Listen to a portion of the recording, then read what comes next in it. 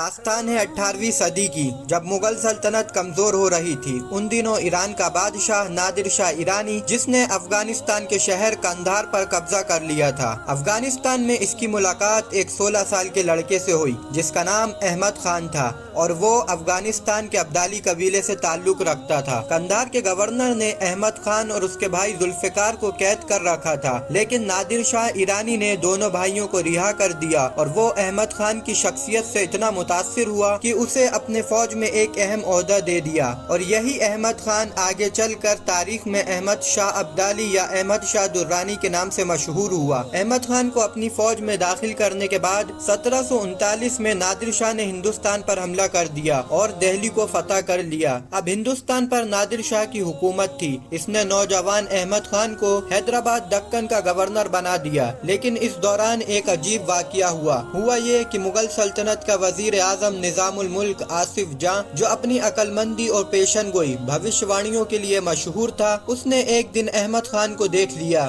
اور دیکھتے ہی بولا، یہ نوجوان ایک دن ضرور بادشاہ بنے گا۔ یہ بات نادر شاہ کے جاسوسوں تک بھی پہنچ گئی اور وہاں سے نادر شاہ کو بھی یہ خبر ہو گئی۔ نادر شاہ نے فوراً احمد خان کو دہلی بلوا لیا۔ جیسے ہی احمد خان نادر شاہ کے سامنے آیا، ویسے ہی نادر شاہ نے خنجر نکال کر احمد خان کے کان پہ ایک کٹ لگا دیا۔ جب احمد خان نے اس کی وجہ پوچھی تو جواب ملا کہ جب تم بادشاہ بنو گے تو یہ زخم تمہیں میری یاد دلائے گا۔ یہی نہیں، نادر شاہ نے احمد خان سے یہ وعدہ بھی لیا کہ وہ بادشاہ بننے کے بعد نادر شاہ کی اولادوں سے اچھا سلوک کرے گا۔ احمد خان نے وعدہ کر لیا اور وہ ساری عمر اپنے وعدے پر قائم رہا۔ نادر شاہ نے 1739 میں ہندوستان پر حملہ کیا تھا۔ صرف 8 سال بعد یعنی 1747 میں اس کے اپنے فوجیوں نے اسے قتل کر دیا۔ جیسے ہی احمد خان کو اپنے لیڈر نادر شاہ کے قتل کی خبر ملی، اس نے اپنی فوج کی کمان سنبھالی اور حیدرآباد دکن سے لے کر افغانستان چلا گیا۔ اس زمانے میں قندھار افغانستان کے مرکز کی حیثیت رکھتا تھا۔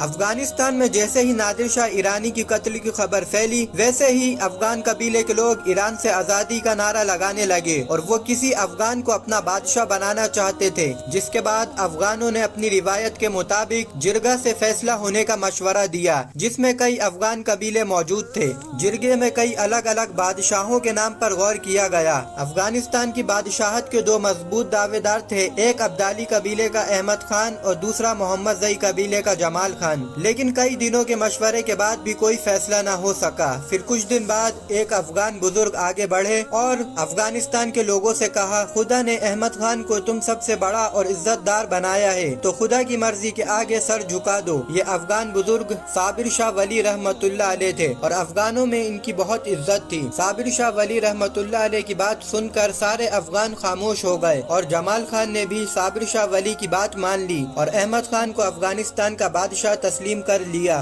تو کچھ اس طرح احمد خان کے سر پر افغانستان کی بادشاہت کا تاج سج گیا اور اب وہ احمد شاہ ابدالی کے نام سے جانا جانے لگا۔ پھر صابر شاہ ولی رحمت اللہ علیہ نے ایک مٹی کا چبوترا بنایا اور اسے احمد شاہ ابدالی کا تخت قرار دیا۔ اس کے ساتھ ہی افغانستان کی ایران سے آزادی کا بھی اعلان کر دیا گیا۔ صابر شاہ ولی رحمت اللہ علیہ نے احمد شاہ ابدالی کی خوبیوں اور قابلیت کو پہچانتے ہوئے اسے بادشاہ در دران کا خطاب دیا، جس کا مطلب ہوتا ہے موتیوں کا موتی۔ اسی نام کی وجہ سے ابدالی قبیلہ درانی قبیلہ بھی کہلانے لگا اور احمد شاہ ابدالی کو احمد شاہ درانی بھی کہا جانے لگا۔ احمد شاہ ابدالی سن 1747 میں افغانستان کا بادشاہ بنا تھا۔ اس نے فوراً افغان قبیلے کی فوج کے ساتھ قندھار پر حملہ کیا اور اسے ایرانیوں سے چھین لیا۔ اس فتح کے بعد اس نے اپنی فوج میں اضافہ شروع کیا اور کچھ ہی وقت میں اس کی فوج کی تعداد 40,000 ہو گئی۔ ابدالی پٹھانوں اور افغان لوگوں کا بے حد اہم قبیلہ تھا۔ احمد شاہ ابدالی نے اپنے دور حکومت میں امید سے زیادہ حاصل کیا۔ کسی کو اس بات کی امید نہیں تھی کہ احمد شاہ اتنا کامیاب بادشاہ ہوگا۔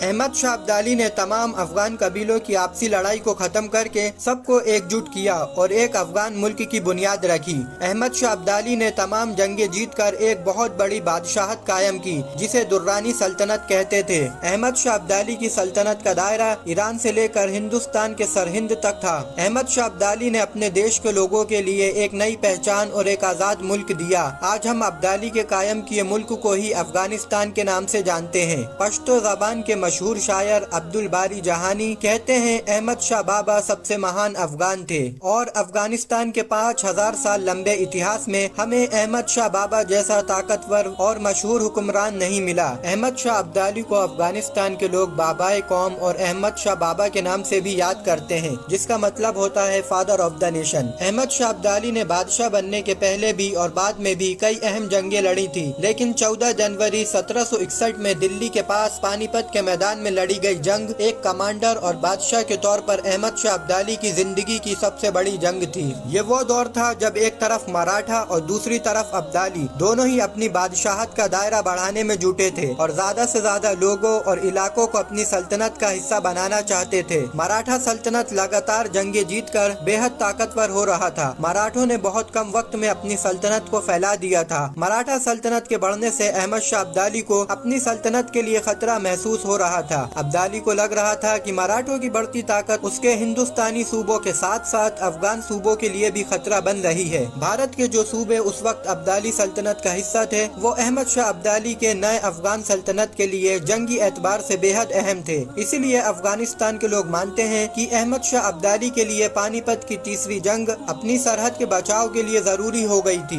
احمد شاہ ابدالی کے لیے اس جنگ کا مقصد اپنی سلطنت کے ایک بہت بڑے خطرے کو دور کرنا تھا تاکہ وہ اپنی سلطنت کے ساتھ ساتھ اپنے علاقوں اور ساتھیوں کی بھی حفاظت کر سکے۔ 14 جنوری 1761 کے دن ابدالی اور مراٹھوں کے بیچ فیصلہ کن جنگ ہونے جا رہی تھی، جہاں افغان فوج کی کمان احمد شاہ ابدالی کے ہاتھ میں تھی اور مراٹھوں کی کمان سداشیو راؤ بھاؤ کے ہاتھ میں تھی۔ پانی پت کی تیسری جنگ کا آغاز ہو چکا تھا، جہاں صبح کے وقت دونوں فوجیں ایک دوسرے سے جا ٹکرائیں، جہاں احمد شاہ ابدالی کے پاس 80,000 کا لشکر تھا اور سداشیو راؤ بھاؤ کے پاس 1 لاکھ کا۔ دونوں ہی فوجوں نے میدان میں بہادری کے جوہر دکھائے، جہاں شروعات میں مراٹھوں کا پلہ بھاری پڑتا دکھائی دیا، لیکن جیسے جیسے دوپہر کا وقت قریب آنے لگا تب یہ جنگ احمد شاہ ابدالی کے حق میں جانے لگی، جہاں احمد شاہ ابدالی مراٹھوں کے اوپر بھاری پڑنے لگا۔ دراصل پانی پت کے میدان میں ہوا یہ کہ مراٹھوں کا کمانڈر سداشیو راؤ اپنے ہاتھی سے اتر کر نیچے مقابلہ کرنے لگا، جہاں اس کی فوج نے دیکھا کہ سداشیو راؤ ہاتھی پر نہیں ہے، اس کا مطلب یہ ہے کہ وہ مارا جا چکا ہے، جس سے مراٹھا فوج کا حوصلہ پست پڑ گیا اور وہ لڑکھڑانے لگی۔ تبھی احمد شاہ ابدالی نے اپنا حملہ تیز کر دیا اور سداشیو راؤ کو بھی مار دیا۔ احمد شاہ ابدالی پانی پت کی تیسری جنگ جیت چکا تھا، لیکن اس جنگ میں اس وقت سب سے زیادہ لوگ مارے گئے تھے۔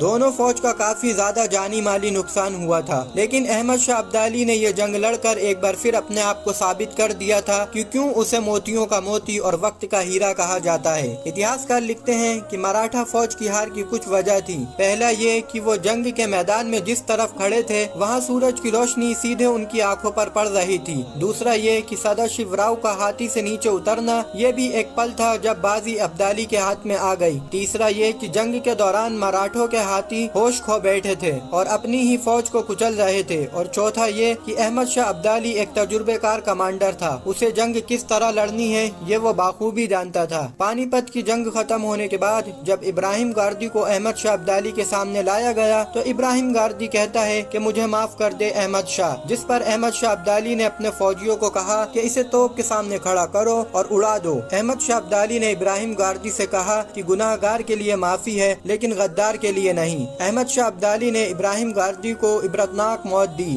دراصل جنگ شروع ہونے سے پہلے احمد شاہ ابدالی نے ابراہیم گاردی کو خط لکھ کر کہا تھا، یہ اسلام اور کفر کی جنگ ہے، تو بیچ میں نہ آ۔ ابراہیم گاردی نے خط کے ذریعے اس کا جواب دیا اور کہا، میں مراٹھوں کے ساتھ ہوں اور تیرے خلاف جنگ کروں گا، جس کے بعد پانی پت کا میدان سج گیا اور احمد شاہ ابدالی جیت گیا اور اس نے مراٹھوں اور ابراہیم گاردی کو سبق سکھا دیا۔ احمد شاہ ابدالی نے وہیں پانی پت کے میدان میں سداشیو راؤ اور مراٹھوں کا انتم سنسکار ان کے دھرم کے مطابق کروایا اور ان کی استھیوں کو سونے کے برتن میں بالاجی باجی راؤ کے پاس پونے پہنچایا، جو کہ مراٹھوں کے پیشوا تھے، اور ایک خط میں لکھا کہ آپ کی فوج بہت بہادری سے میدان میں لڑی۔ اس جنگ کے بعد احمد شاہ ابدالی واپس چلا گیا۔ اپنے 25 برس کے راج میں احمد شاہ ابدالی نے اپنے ملک اور اپنے لوگوں کی ترقی میں بیش قیمتی حصہ ڈالا۔ حالانکہ احمد شاہ ابدالی کے بارے میں کہا جاتا ہے کہ وہ ہمیشہ ہڑبڑی میں رہتا تھا، لیکن احمد شاہ ابدالی نے اپنی حکومت کبھی بھی بے پرواہ نوجوان کے طور پر نہیں چلائی، بلکہ اس نے بڑی سمجھداری سے حکومت کی۔ احمد شاہ ابدالی نے اپنی پوری زندگی ملک کے نام کر دی۔ احمد شاہ ابدالی آج بھی عام افغان لوگوں کے دلوں میں زندہ ہے، پھر چاہے وہ نوجوان ہو یا بزرگ۔ ہر افغان احمد شاہ ابدالی کو ایک سچا اور سادہ دل انسان مانتے ہیں،